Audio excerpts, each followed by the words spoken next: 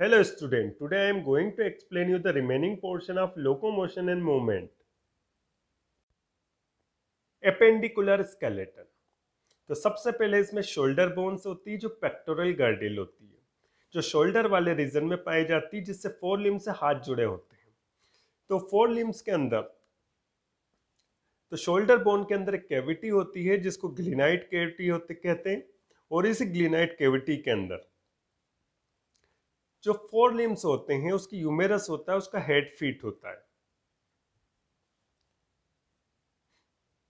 जो pectoral girdle होती है, जो शोल्डर बोन्स होती है, दो बोन से मिलकर बनी होती है, एक स्केपुला तथा दूसरा क्लेविकल। स्केपुला जो होती है उसको शोल्डर बोन कहते हैं।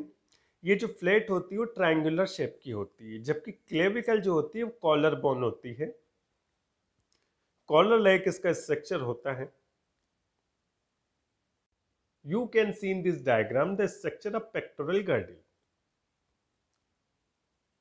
तो इसके अंदर दो रीजन है, एक स्केपुलर रीजन और दूसरा जो रीजन है वो आपका क्लेविकल रीजन है। इसी रीजन को कॉलर बोन कहा जाता है, और ये कैसी है, फ्लैट है और ट्रायंगुलर शेप का एक स्ट्रक्चर है। सेकेंड है हिप्स बोन या पेल्विक गर्डिल। कहाँ पाई जाती है? हिप्स रीजन में। और क्या अटैच होते हैं? हाइंड लिम्स या पैर इससे जुड़े होते हैं। तो हाइंड लिम्ब के अंदर जो पहली बोन होती है फीमर, उसका जो हेड होता है। पेल्विक गर्डिल के अंदर एक कैविटी होती है एसिटापुलम, उसके अंदर फीट होता है। जो पेल्विक गर्डिल होते हैं उसके दो पार्ट होते हैं, दो हाफ होते हैं। एक हाफ के अंदर तीन बोन्स होती है, इलियम, इशियम तथा pubis. You can see in this diagram the structure of pelvic girdle और hips bones।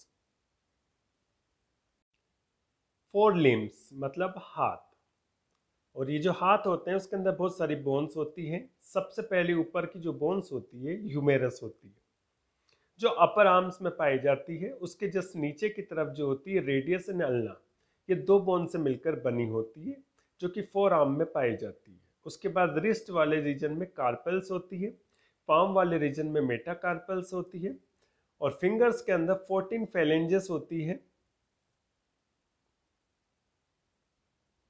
You can see in this diagram the bones of four limbs. तो पहली जो ह्यूमेरस है, दूसरी रेडियस अल्ना है। तो ये जो बोन रेडियस है और दूसरी अल्ना है, दोनों बोन आपस में फ्यूज हो जाती है, इसलिए इस बोन को रेडियस अल्ना कहते हैं।